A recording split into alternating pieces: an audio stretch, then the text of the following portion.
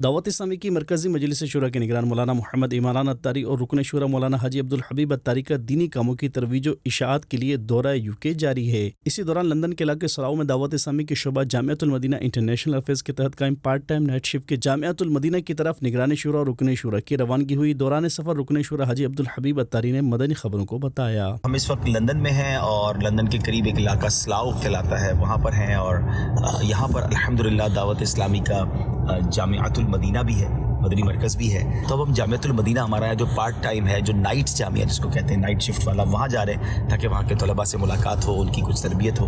London پہنچا بھی UK کا جدول، اللہ پاک آسانی فرمائے، دنیا اور آخرت کی بھلائیاں مقدر کرے، دعوت اسلامی کے دینی کام کرتے رہے انشاءاللہ۔ صلو علی الحبیب صلی اللہ علیہ وسلم۔